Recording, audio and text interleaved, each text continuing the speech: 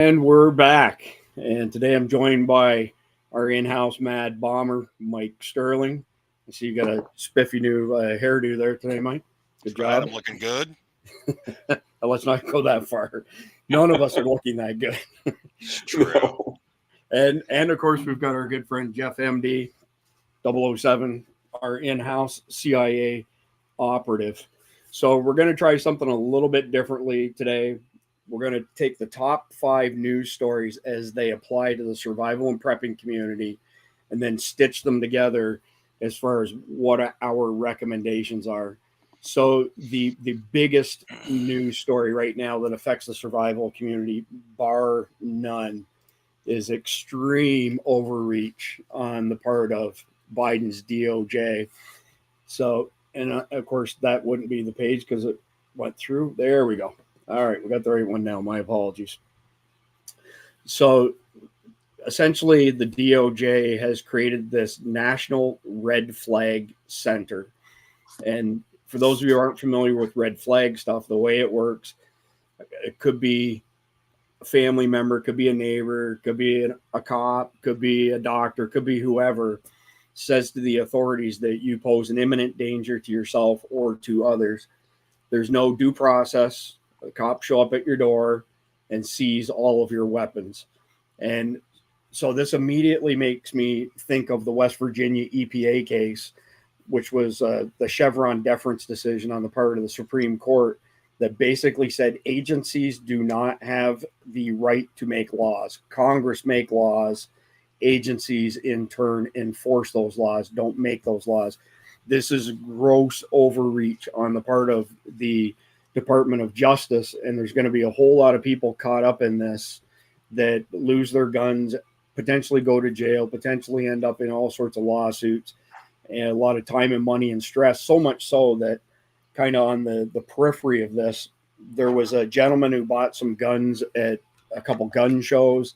ATF knocked on his door last week at 6 a.m. He had done nothing wrong, by the way, committed no laws, and it turned into a gunfight, and he ended up being killed. So, and it never had to happen. So, everybody in our audience who watches Survival Dispatch News live is probably familiar with this process. I go through a couple of stories, and then the panel discusses it. I'm not going to go through all of them because we have 5 different topics to cover, but all of these links are on our website, and it's live right now. You should go to survivaldispatch.com, scroll down, latest articles, click on the first one. You'll see links to all of these in there. So Mr. Guns and Gear, some of you are probably familiar with him, probably follow him online. He put up this little infographic of how red flag laws can be abused and are abused. Because let's be clear, this is a national effort on the part of the DOJ, but many states have red flag laws and yellow flag laws already. Essentially, somebody posts something online, somebody takes offense to it, like a Karen in this particular case, they call the cops. There's no judicial oversight. Next thing you know, the cops are showing up at the person's door, taking their guns, as I explained previously. Here's a post from Matt Gates, one of our reps from here in Florida. And it's they passed this in the middle of the night, by the way, to see if they couldn't maybe slide it under the carpet. And here's the mind-blowing part to it. At the same time that the DOJ wants to have this National Red Flag Center run by none other, I should mention, than Kamala Harris, we have a judge who just ruled that undocumented immigrants, let's call them what they are, invaders, have the rights to own guns. Simultaneously, the VA is targeting veterans again, and Mike's going to get into this, but if somebody has PTSD, boom, you're automatically on the list of not being allowed to have guns. So, Mike, I'll go to you first. Let's get your comments, and then let's discuss what people can do in light of this development. You're up.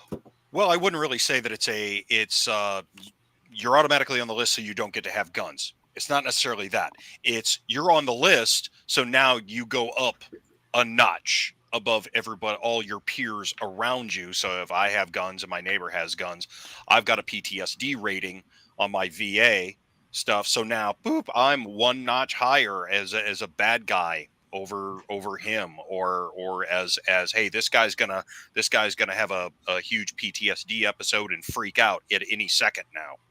No, good clarification, Mike. I got so excited here because this thing is really pissing me off.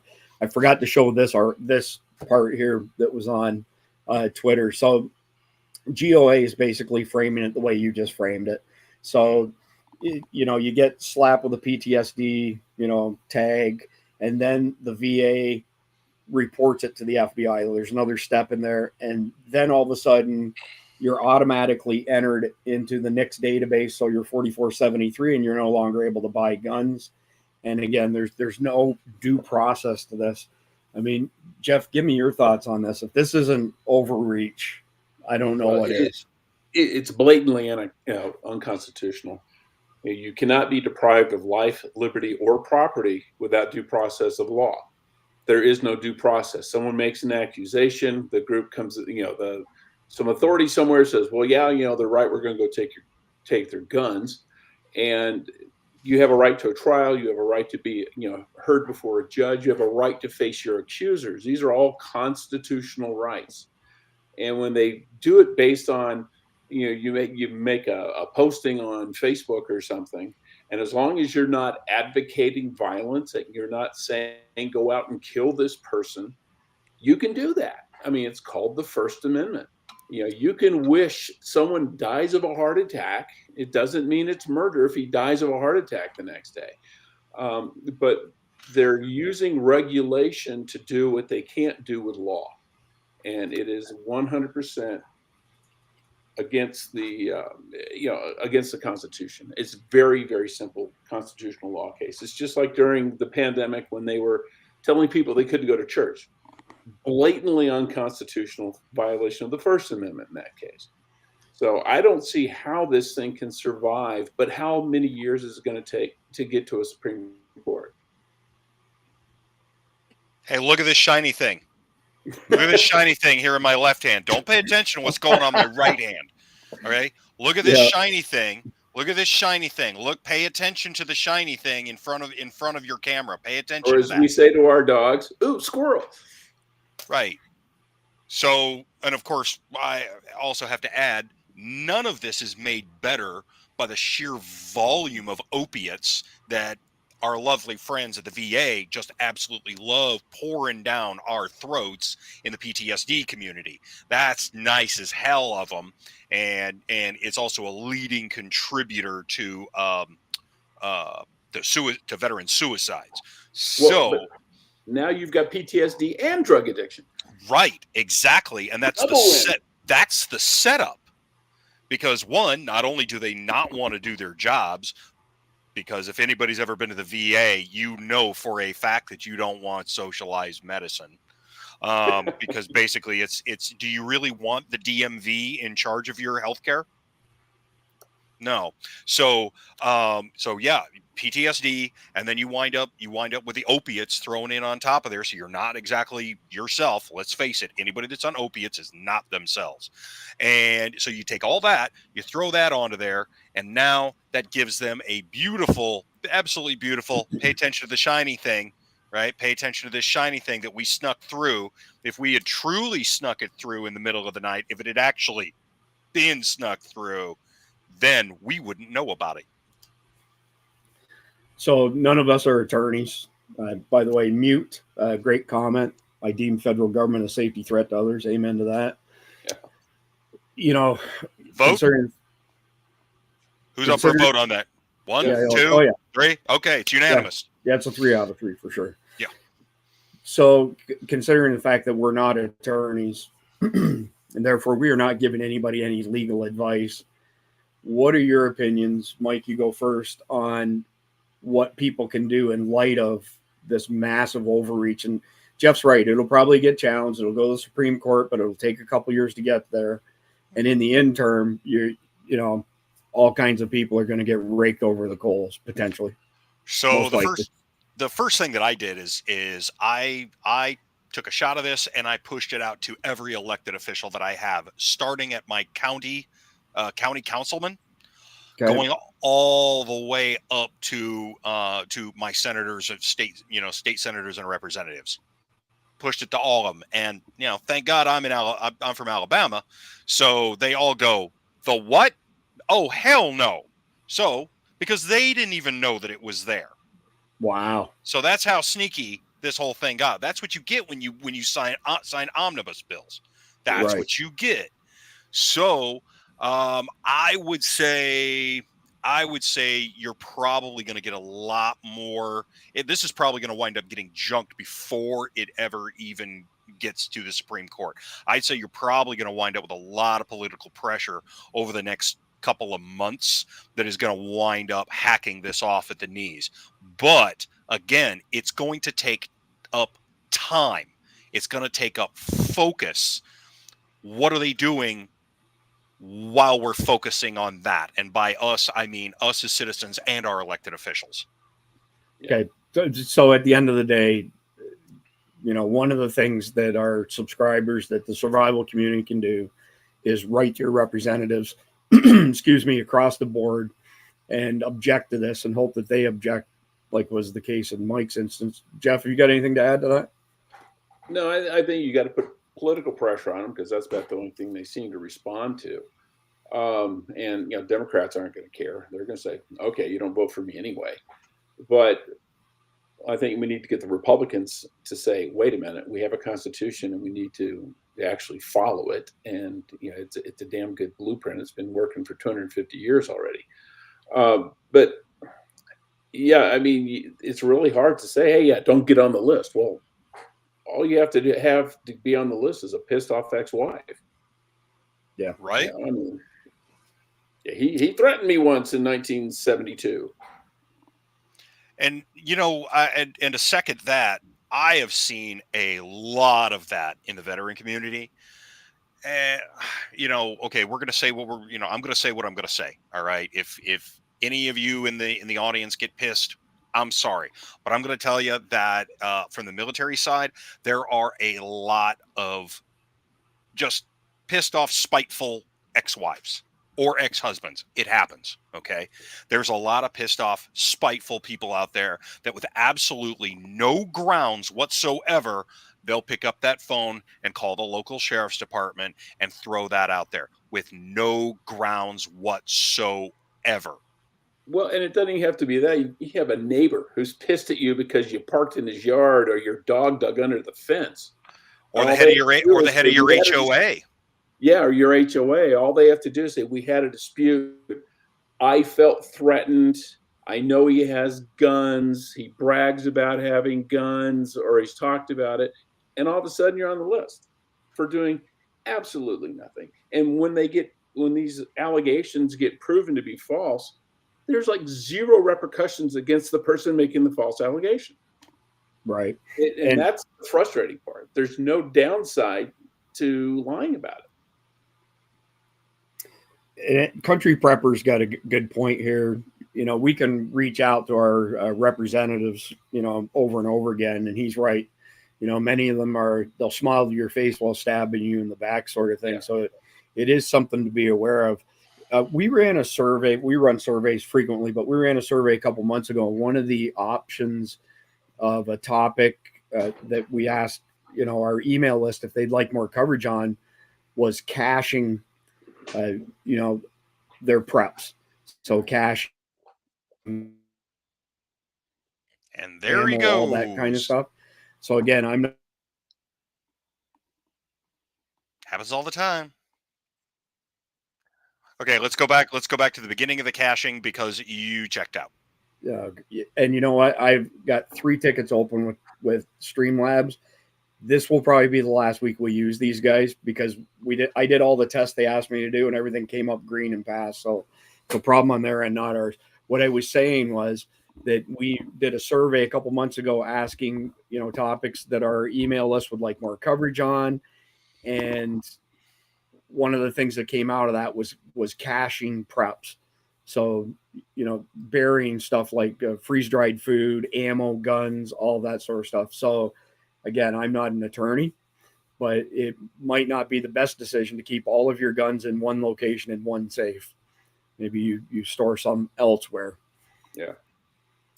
Just a thought, just a suggestion. I mean, that's if you own guns.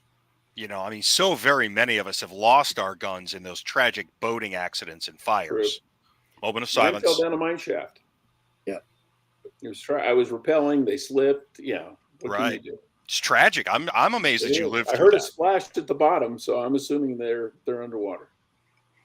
Okay, so at the end of the day, top story today, 1 out of 5 is the DOJ's creation of this National Red Flag Center, supposedly going to be run by Kamala Harris. No due diligence, no due process, no judicial oversight. Somebody has a bone to pick with you, files your name, Smokey Bear shows up, your guns go bye-bye. You might get them back, you might not get them back, but for a period of time, you're going to be pretty inconvenienced. And as Jeff and Mike said, could be anybody who has a bone to pick with you. So it's a pretty big story for the 2A community. Yes, Jeff? On the bright side, if Kamala Harris is in charge, we probably have very little to worry about. If she runs the center like she does border security, they'll probably be handing us guns. One can only hope, right? Well, if the government's handing you a gun, the very first thing that you need is a good X-ray of said gun. Yeah. I'm just saying. Yeah. Not, just saying. Fair enough. All right. So that was our top story, but we're going to revisit a topic that we've mentioned many times in the past, but now it's happening in Baltimore. So Baltimore have had so many cutbacks in policing. They're so understaffed. They have one district that currently has 61,000 people living in it and 3 officers on duty at a time. 3 for 61,000. What could possibly go wrong with that? In Baltimore, absolutely nothing. Yeah. Such a low crime environment. So they cut $22 million from their budget. Of course, we have pretty much every law enforcement agency across the country right now is running somewhere between 25 and 50% understaffed because the whole defund the police and all the hate that's been lobbed against them since 2020. So again, there's a link down below in the description. You click on it, it takes you to our website. There's links to everything that I'm showing on the screen right now. So, we're back to this whole thing once again of you are your own first responder. Mike, I'll start with you. What can people do who live in these big cities short of leaving the city? What are the best things that they can do to prepare themselves? Well, there you go. You're going to cut my legs out from under me. So for one, of course, strength in numbers is a thing. At a certain point, I mean, if you're allowed to be able to, if you're in a city where you're allowed to protect yourself, do so. If you're not, you need to question why you're there in the first place. But yeah, organization in a situation like this is key. Get some organization, get some training. I know I sound like a broken record. I say this every week, but those are the things you need. You need some organization, you need some training, because you need to be able to have the strength in numbers and the training together. And if you've got that, you're going to be a whole lot harder of a target, and the regular low life predators are going to wind up going somewhere else for the most part. The bigger ones, well, there's always a bigger fish. Fair enough. Before we go to you, Jeff, Mute has an interesting comment here. Spoken like a true country person. Just for those of us in the country, we agree with you, Mute. Yeah, just stay right where you are. I will mention, bring this one up here. Fast Group, Florida has served more ERPOs than any of the other 21 states. This is true. There have been more people red flagged in the state of Florida than in any other state in the nation. It's brutal. So, Jeff, what are your recommendations for our community?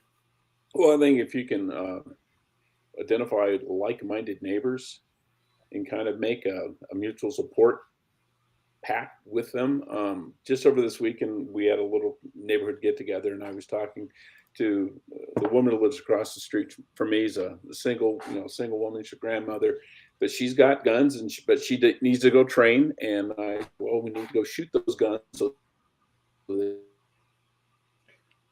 Well, I'll just blast them when they come in the door. Right? Sure you will, Grandma. Yeah. And I've got another neighbor who. We're losing you, Jeff. Jeff, you're going to need to back up, buddy. Oh, okay. So, like I said, I had the one neighbor who's female, and she's got a radio. I wanted to make sure her radio talks to my radio. I've got another neighbor who is, if he's not a prepper, he's doing a pretty good imitation of it. And I want to do the same with him and say, okay, I've got radios. If you've got radios, let's make sure they can talk, that we share a channel, so that if something comes up, but basically mutual support. If you need help, call me. If I need help, I call you. And the lady next door, if you have an issue, call me. And I've done it for her before. I had to clear her house once because we had a rather shady character go missing in our neighborhood until we frog marched him out of the neighborhood to the police. But yeah, work with your neighbors. They're in the same boat. And if you convince them of that, then you're all in the same boat. Good, but that's good advice, Jeff. I got a couple things I'm going to throw in as well, but I like Country Prepper. He's got another great comment today. If you leave the big city, leave your crappy politics there as well. Right. Ain't that the truth? I couldn't agree more with that. So we frequently, counsel our followers, go get training. And we've given some, very explicit examples, stuff like Tony Blauer does, Barrel and Hatchet, Waft here in Florida. And there was a conversation in our Survival Dispatch Insider Forum, and there's a gentleman who's active duty law enforcement, former military. I'll use his first name, Paul, and he's pretty sharp. He's got, some really good advice for people. And he said something along the lines to me in response to me that he didn't feel that most people, like the average homeowner or private citizen, could absorb the training that's given at a higher level, say to law enforcement and military. And he may or may not be right. I'm not going to argue over a point like that, because I think it's really, everybody can have their own opinion on that. But what did come out of that conversation, which I think is relevant to the whole concept of being prepared, was doing scenario-based training. So my wife and I trained at WAFT this weekend. So WOFT.com, where our families train, also known as World of Firearms Training. We did a half a day of gas station preparedness scenario training. And there were people all the way from teenagers through to senior citizens and everything in between. And it was so realistic that virtually everybody who came off the floor, and this was in a special building built for this type of stuff, made the comment that a half hour, 45 minutes later, their heart rate was still extremely elevated. And we learned a ton out of that. And I won't go super deep into it, because Wednesday's episode of Survival Dispatch News this week, we're going to revisit being gas station ready. And a lot of that is because of what happened in our training on the weekend and the various things that we learned. But I'll give you a quick little sneak peek. The gentleman who owns it, Mike's met him, his name's Philip Tapino. He did this opening presentation on how creatures in the wild typically won't attack when somebody has their eyes on them. And that includes other animals as well. So, for example, when a tiger goes to drink water, they flip their ears around and it looks like two eyeballs. And that the theory is that keeps predators at bay. And there's more to it than that. And he made a very compelling argument for all of that. So one of the things that he showed the zebra going through this watering hole, and it gets all the way to the far side. And all of a sudden there's a bunch of big cats getting ready to pounce on it. Well, the safest thing for the zebra to do was turn around and go back to where it came from. So there were some instances in the scenario-based training this weekend where somebody got pinned between two bad guys and continued to go in the direction of one of those bad guys because the person was hell-bent determined to get in their car. In reality, they should have just gone backwards, right back into the convenience store at the gas station, then try and press their luck going forward. So the power of scenario-based training was really, really interesting. There was some really cool techniques shown with tactical flashlights that kind of blew my mind at how this is Mike Sterling's territory, how shining a light at the ground was enough to interrupt somebody's OODA loop and present a situation where the good guy could get away or get into their car and lock the door, do things like that. I got to tell you, they had a pocket knife, and it was an electrified knife, and it was pretty crazy. And they used that in some of the scenarios. And you want to talk interrupting somebody's OODA loop. And so I have a flashlight, and we're going to do a series on tactical flashlights coming up. And that this has all kinds of different modes. It has strobe in it and whatnot. But one of the things that's pretty cool, and hopefully my mic will pick this up, is that's got a serious shock to it. And anybody who's been watching Survival Dispatch News knows that I'm a bear for punishment for this kind of stuff. And I've taken a shock from that, and it's no fun. And no, I'm not doing it while we're on the camera right now. Good life, man. Come on. Hey, Grow a pair. Go back and watch the episode Survival Dispatch Academy from a few weeks ago when I got zapped with the gloves from Compliant Technology and went down like a sack of potatoes. No fun. Chris, you're a tease. No, I'm not. There's video of me out there getting beat to death with those things. Doesn't matter. Mute specifically has requested that you ride the lightning. That's right. Hey, I've already filled my ride the lightning quota for this year. Hey, real quick, throw up David Denny's. Okay, here we Real go. quick there. Look, hey, David, outstanding medical training from Refuge Medical, okay? And there's a bunch of great medical trainers out there these days. Refuge is among them. I highly recommend, if you're going to get medical gear and you're going to get medical training, absolutely get it from Bear and the guys. We love them. We love what they're doing. The big thing is that I love about Refuge Medical and their training portion is all the profits from Refuge Medical all go to Caleb House, which is that's their big effort for helping at-risk use, particularly use that have been trafficked, and assisting with rehabilitation. So that is a totally worthwhile thing, David. Cool. Yeah, excellent comment, and thanks for adding on top of that, Mike. So at the end of the day, story number 2, another city announces basically there's going to be, next to no policing. They're not going to respond to certain types of calls. You are your own first responder. Best thing that you can do is go get training. And when we say training, it's not just firearms training. It's situational and scenario-based training.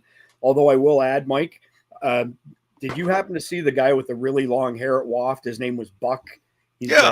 Okay. Cindy and I spent the entire afternoon, just him and Mike. Remember the guy who opened the doors for the 100-yard range? Yeah. And Cindy and I spent the entire afternoon together. We put about 2,000 rounds each downrange out of our EDC pistols. And while generally speaking, my position for ranges is that you get familiar with your controls and you sight your optic in, but not much more than that. Let me tell you, I was wrong, and we're going to talk more about that in the future, because the drills that Buck ran us through were absolutely unreal. I mean, I told you. We learned a ton. So good. Not afraid to say that I was wrong on that, but get professional training is still my final comment on that. Go ahead. So here's the point when it comes to training is you don't know. There's a lot of people that have never had quality training, right, from a quality trainer. Now, and let me tell you, like I said this last week, and I stand by it today. We are in a golden age of private trainers right now. The cost of training is down because the market is actually kind of swamped. Right. And the quality of trainers, unlike during the GWAT, the Global War on Terror, where you had a billion trainers and probably 80% of them were garbage. I did 3 tours in Iraq. And what was your job while you were there? Oh, I was a truck driver. Get out. You've got dude, you saw them all the time. So now you've got a lot of good high-end former pipe swingers that are running classes at a premium. You're getting great information, like you and I talked about with the folks from Barrel and Hatchet, man. $260 for a fighting rifle course. Man, how do you beat that? And yes, Mute, I took my son with me to that course, and he loved it. And you know what? Your whole family should be training on this kind of stuff. And if you can't afford to get them into the training, bring the training home with you and give it to them. Okay. But get them trained, at least a modicum of training. But like I said, minimal costs these days to pay for training, and a huge plethora. Yes, I said plethora. A plethora of pinatas. Wait, no, a plethora of instructors to choose from. Yeah, no, that's awesome. And just like Mute said, and you just touched on as well, including your kids. So I think that's it for topic number 2. Moving on to topic number 3. And this one is kind of interesting. I'm going to actually play a short video in a second. So that's not it. We'll come to that in just a second here. Yeah, that's the reasoning behind everything right now. It is. And we're going to come back to that. I didn't mean to steal your thunder there, but it's okay. Okay. So I'm going to let this play while we're talking. You won't be able to hear the video on it. What county is this guy from? The one on the left or the right? The sheriff that's speaking. He's a Florida sheriff. I can't remember the county. It's going to come up in a second. But the gist of this post on X is that the ones in New York, the lady owns property. She's trying to sell it. Squatters move in, evict them, and she ends up being arrested. Whereas in Florida, the sheriff instructs people that if somebody's broken into your home, that you should shoot them, and you should shoot them enough times to make sure that they're dead. And in this short clip, it's not where he says it, but he basically says it creates less paperwork, which is better for them. So let me get that up on the screen here, and we'll actually play the audio of him saying this. As to the person, we don't know which homeowner shot at him. I guess they think that they did something wrong, which they did not. If somebody's breaking in your house, you're more than welcome to shoot them in Santa Rosa County. We prefer that you do, actually. So whoever that was, you're not in trouble. Come see us. We have a gun safety class we put on every other Saturday. And if you take that, you'll shoot a lot better, and hopefully you'll save the taxpayers money. As to the person... Yes. Okay. Now, in all fairness, that's a B&E. That's not a squatter. You're not allowed to go shoot squatters. Well, you should be, but you're not. All I know is I walked into my house. There were people inside my house that didn't belong there. I thought it was breaking and entering. Yeah, well, I agree. And it's my house I'm living in. Oh yeah, right. I think it's absolutely hilarious now how back in the day, if you shot somebody, man, there was a mountain of paperwork. But you know what? Nowadays, there's less paperwork and less cost involved if you shoot somebody versus just wounding them. That's crazy. Well, it's like what Jen said in a couple shows back about don't have cameras inside your house because you want yours to be the only narrative. Right. Because you could be 100% telling the truth, and the guy you shot goes, "Oh no, I was trying to run away, and I told him I was leaving." Yeah, bullshit. Yeah, exactly. So the reason that I put this in the top 5 for this week is because people need to do their homework on what the laws are in their jurisdiction. So not only are we not lawyers, we can't tell you what the laws are in all 3,300 counties across the country, spread amongst 50 different states. So the lesson that comes out of this for the survival prepping community, and there's a reason I brought this up, is that many people I've discussed this with don't know what the law is in their own county. They don't know what the law is in their own state. So they make assumptions. And they make an assumption that if somebody breaks into my home, I have the castle doctrine and I can shoot them. Well, that's not necessarily the case. We have the castle doctrine in all 50 states, but some states have what's called a fair fight doctrine. So if the person breaks into your home with a flashlight like this with an electric charge on it and you shoot them, that's a disproportionate use of force and you're getting charged with homicide even though you're protecting your domicile. So, and the one that always comes top of mind for that, you can look it up, is North Carolina. Of all states here in the Southeast, they have a fair fight doctrine. And if you're not aware of that, you could very easily find yourself in a really bad situation.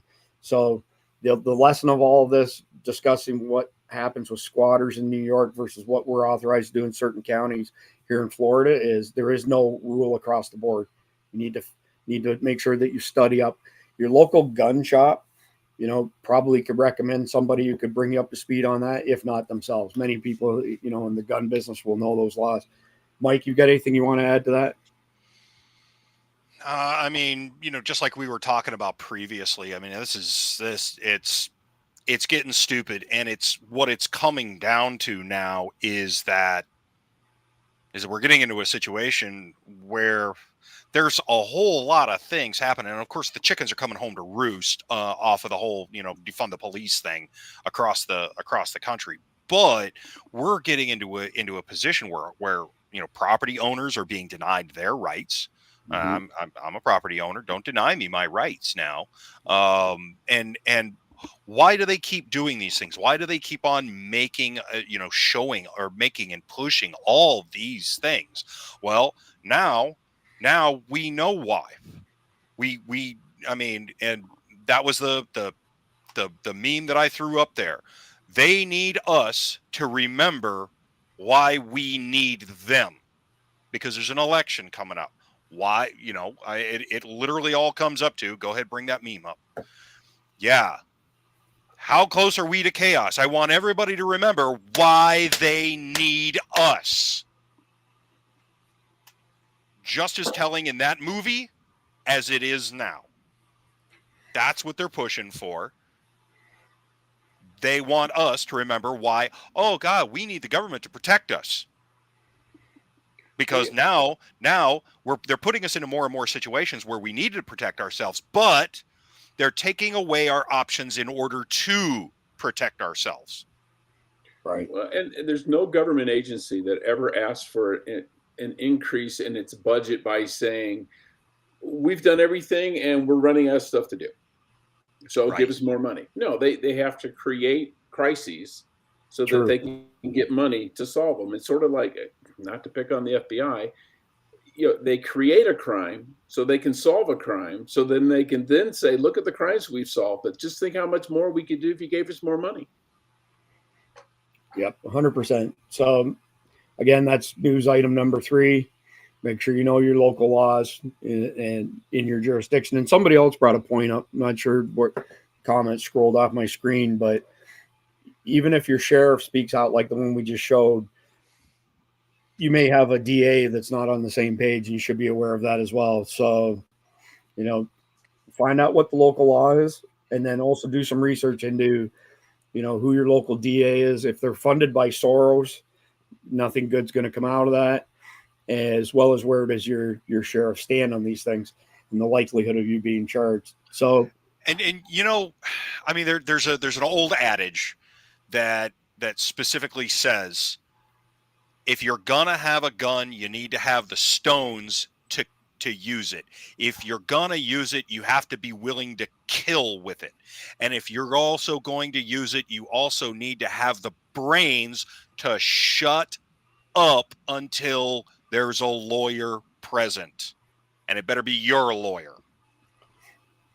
Yeah, we've touched on this before, and I'll mention it again just for posterity's sake. I was instructed by a 30-year detective many years ago when I switched my Texas concealed weapons permit to Florida. And he basically said, if you're in the unfortunate situation of being in a citizen-involved shooting, when you call 911, don't say that you've shot anybody. Just say that there's somebody injured. And then when the first responders show up, tell them that you need to get to the ER immediately, that you're having chest pains. And once you're on your way to the ER, you can call whoever your representative is, like CCW Safe or attorneys on retainer, which we've spoken to as well before. And that way, before you're questioned under duress and potentially say something that could nuke you in court, you have legal representation. Jen brought up a really good point on that too, which I'll mention as well. It is against the law for a cop on the stand to say that you took the Fifth Amendment and refused to say anything. So people's gut instinct is if I take the Fifth Amendment They're going to think I'm trying to hide something. They're going to use it against me. It cannot be used against you in court. So don't be afraid to exercise your rights, and don't be afraid to wait until you have proper representation before you say anything. All right, moving on to news item 4, which we felt is extremely relevant to the survival prepping community, and that is the terrorist attack that happened in Russia. So I'm not going to play through all the videos with audio again. Click the link down below. It takes you to our website. There's links to all of this. But if you watch the videos that I'm sharing, and that one, it's already past the point, but here's another one here. There's a whole lot of instances of people mulling around.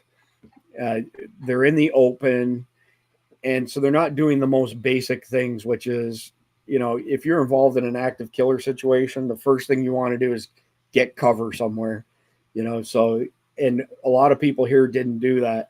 And then there was an extended period during this attack where there were no gunshots. And as you can see, people hid out. As you can see right there, they went to offices, and they also hid out in the restrooms. The first thing I thought of when I heard restrooms was the Pulse nightclub shooting in Orlando, and how they were all shot like fish in a barrel. And then I got to thinking of Jeff Cooper's,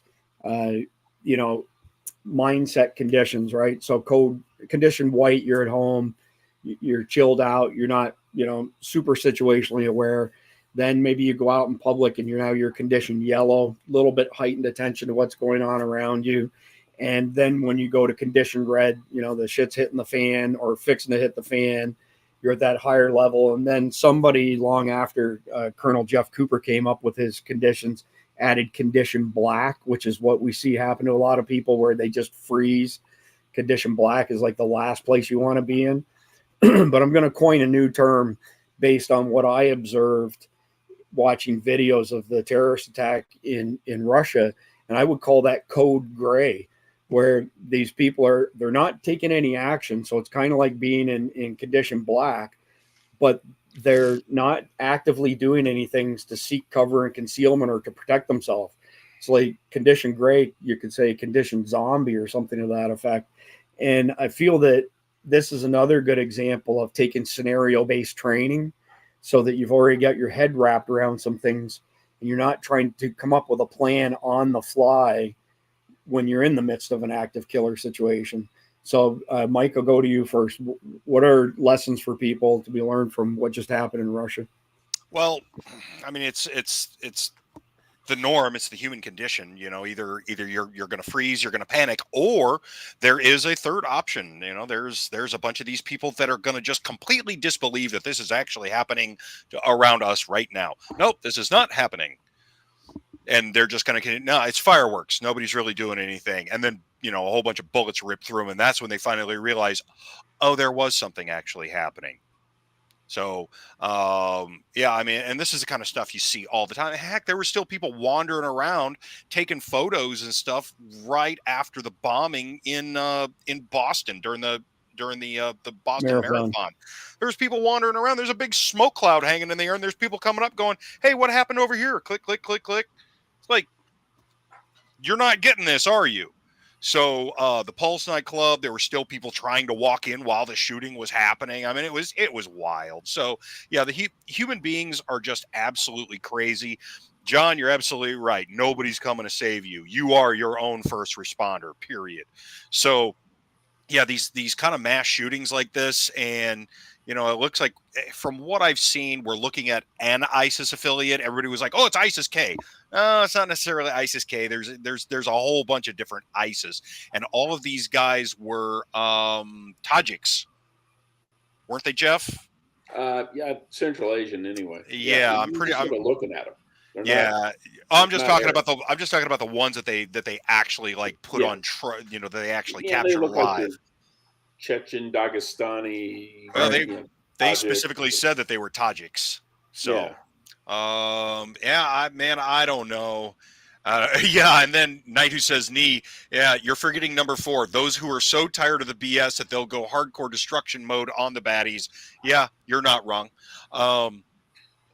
Yeah, so this is a, I mean, this is a very bad situation, and I feel bad for the Russians on this one, or the Russian people. They don't deserve that kind of stuff any more than American people don't deserve that kind of stuff. So anybody that says, "Oh, they've got it coming," you know what? You're just a bad person. You Yep. are, and I say that because I know bad people. I look at one in a mirror every day, and you know what? Yeah, if you say that innocent people deserve that, I don't care what nationality they're from. They don't deserve that. So now, do I necessarily approve of what the Russians are doing to these guys? I don't necessarily approve. I don't necessarily disprove, but they got it coming. If they're the ones that were doing this, they got it coming. So, yeah, I mean, this comes down to what I've been preaching since, well, for a very long time, and definitely as long as I've known you, Chris. But stress inoculation, stress inoculation, stress inoculation. Either you're going to keep your head screwed on, or you're not going to keep your head screwed on. Period. Either you're going to react, or you're going to continue eating grass. Yeah. So I mean, I just want to tack one thing on what Mike was saying there. The scenario-based training, Mike, at WAFT, depending on what level people were at, but people are at a higher level, is all done with UTM rounds. And yeah, and they don't tickle if you don't have full protection on. But you want to talk about elevating stress levels. I mean, it sounds like a regular shot. It hurts, not quite as much as a regular shot, of course, but enough that some of the guys walked away on Saturday with really big bruises, size of a silver dollar. But just wanted to add that element to the stress inoculation. Danny remember Danny, the bald guy from Surviving Man 3, Mike? Mm-hmm. Okay. So he got tangled up in a scenario, and a guy much bigger than him got him on the ground. And Danny has a black belt in several different disciplines. And he reached down, grabbed his UTM pistol over his head like this while he was on the ground, and shot the guy a couple times. And both of them had hearing protection on, and both of them still had their ears ringing an hour later. Like, it was, from a stress inoculation standpoint, really, really good training. So sorry, didn't mean to interrupt there, Jeff. Go ahead. no.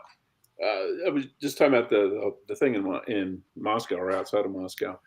Yeah, nobody deserves that. I mean, people just go into a concert and get shot. But the other thing is, get off the X.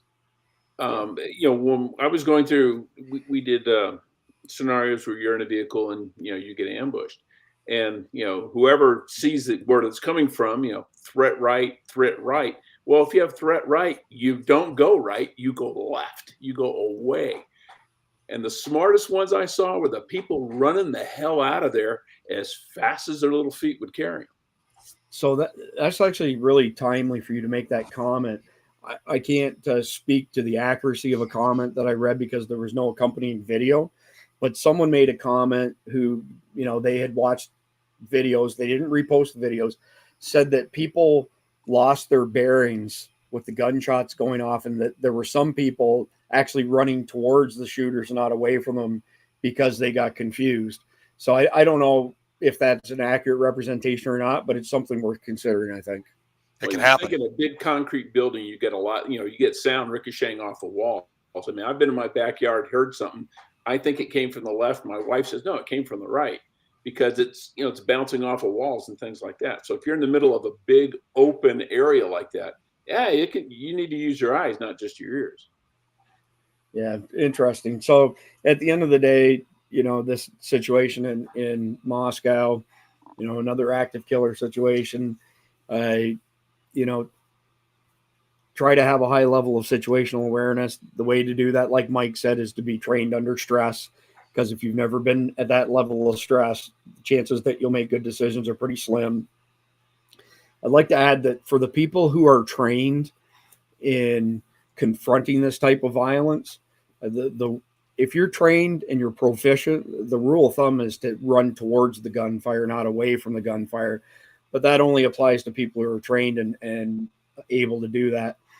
On the flip side, people who are not trained for that type of interdiction, they need to seek cover. Like you said, Jeff, get off the X and seek cover ASAP. And exit. And if given the opportunity to exit. So there were people in this Moscow dance theater or whatever it was that said they couldn't get out because the doors were locked. Well, for anybody who has any EDC equipment on them, most people's knives, pretty much all of my knives, have a glass breaker on the back of it. These were all glass doors, big glass windows. I mean, if you're scared enough, you should be able to break glass. Grab a chair, do whatever you need to do, but like you said, get off the X. And I guess the last thing I mentioned before, I mention again, but this run and hide strategy that some people have put out there, it doesn't work. You end up like the Pulse nightclub. You're all piled up in a corner. It's like shooting fish in a barrel. I mean, your chances of surviving that are basically slim to none. So any more comments on the Moscow thing? Go ahead, Jeff. No, I was just going to say, when you do that, just going to hunker down and hide, you're putting your life in the hands of the incompetency of the people trying to kill you. You're just 100%. hoping they're competent enough that they miss you. Yeah. Not an admirable place to be, right? No, you want to have okay. control. So that was story number 4. Here's story number 5. And let me get up on stage here, up on the screen, I should say. So I noticed over the weekend that we were getting these, hyperbolic warnings that there was this geomagnetic storm that was going to hit us. It was going to disrupt communications, internet. It was going to take down the power grid. And in reality, depending on whose numbers you want to believe, it was somewhere around a G3 essentially. So, it's still a thing, but relatively minor. Not as big a deal as you would think it is. And I actually, in this particular case, feel that the lesson to be learned is that this is what they call predictive programming. So I've heard more with regards to CMEs, solar flares, and geomagnetic storms in the past few months than I have in the past few years. And my personal feeling is they're conditioning people that when the internet goes down, when the cell network goes down, when the grid goes down, that there's some sort of probable cause there. When in reality, we're not going to rehash this too much, but we've had instances recently of cell networks going down that unequivocally were attacks by the Chinese. They have access to, most of our networks, and they put the beat down on AT&T, and then AT&T rolled out a baloney story to try and cover their ass. But these geomagnetic storms, I feel like, are being used as a predictive programming exercise to get people into the mindset, oh, the internet went down, it's a geomagnetic storm, when in reality we're under attack. Jeff, you've written a bunch of books on this sort of stuff, as far as like the subterfuge used by intelligence agencies and governments. What are your thoughts on all of these? Do you agree with me? Like, have you seen so many warnings for geomagnetic storms in your life? I have seen. I've seen more in the last 6 months than I have in the last 6 years. Okay, so I'm not going crazy. And then when they happen, there's like, well, gee, my radio got staticky for 15 minutes. They're a big nothing burger. But I think it's along the same vein as what they're doing with the whole red flag law. They're going to put this out there. And then there's going to be another shooting somewhere, and they're going to say, see, now we had it in place and it didn't stop it. So we need to go to the next step. We need to preemptively go out and do this, or we need to go find the people rather than wait for their neighbors to dime them out. We need to actively go out and find these people. And this is what they're doing. I think what they're doing with the storms is, if the internet goes down, they want to have plausible deniability for the real reason it goes down. Because they say, well, see, we warned you weeks ago or months ago about these coronal mass ejections or, sunspots or whatever. Yep, see how smart we are. We predicted it. And people aren't going to question, because they're saying, yeah, they did tell us this. They did predict this and it came true. And it's just like the next pandemic. All because you predict another pandemic and another pandemic comes doesn't mean it wasn't on purpose. Right. That's well said. Mike, you want to chime in on this? Listen, there's an eclipse coming. Okay. That's the bottom line. Everybody wants the great sky serpent to release the sun and not devour it. But nobody's willing to sacrifice a virgin in order to do that. Are you even committed? Are you people even committed? I mean, dude, people have been freaking out over this kind of stuff since we were dragging our knuckles around. And I don't mean just in 2008 in Iraq. Okay. Infantrymen aside. Okay. Ever since human beings weren't even modern human beings, everybody freaks out every time there's an eclipse of some form. Stop freaking out over this kind of stuff. The great sky serpent is not going to continue eating the sun. Okay. It's going to come back. So yeah, I don't know what it is. It hits something in the reptilian portion of the human brain. I would love to see Dr. Jen do a whole deep dive specifically onto the psychology of why human beings freak out every time there's going to be an eclipse. I want to see that. Well, what amazes me is how something happens that they cannot personally explain. And rather than say, I just don't have the education to understand it right now, it must be something supernatural or something that's going to kill me or destroy me. No, it's just a solar flare, and it's going to make your radio go staticky for a little while. It's witchcraft. Yes, it's witchcraft. You can take a physics course and figure out why it happens. No, or you can just go, okay, it happens. No, it's witchcraft. Well, who are we going to burn at the stake? Who's a witch? Who is a witch? I don't know, but the knight, the knight has a good comment here. What a farce! All I want to do is sacrifice an infant inside Stonehenge, and they won't even let me in there. I feel jealous. Right? And I like Robert's comment here. Back to phone zombies, and John's got a good comment as well. Brainwashed. Glad to see that we're not the only ones who entertain these types of thoughts. So that's it for our first stab at the weekly top 5 urban survival news stories and how they affect the community, what our recommendations are. If you like this format, please let us know in the comment section below. I'm a big fan of trying to find a recipe that tastes good and then keep making it over and over again.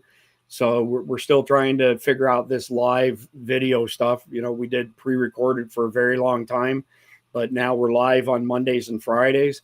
And if this top 5 urban survival stories works for y'all, please let us know. We'll continue doing that. Next episode of Survival Dispatch News will be a more of a regular investigative report on Wednesday. We're going to revisit SHTF happening at gas stations and what you can do to be gas station ready. And then this Friday, we'll be back to another live edition of Survival Dispatch News, whatever's at the top of the news cycle. Mike, parting words on your part? Actually, you know what? You have been slacking. And I cleaned my office earlier today and realized just how much you've been slacking. When is the last time you hit us with a conflicted question of the day?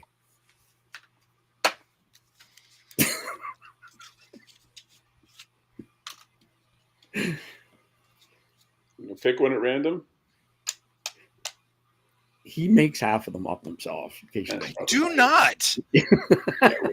I do not. A total collapse of modern society has happened. Now it's time to rebuild. What type of government would be best to help rebuild society, centralized or decentralized? What about at a federal level, at a local level?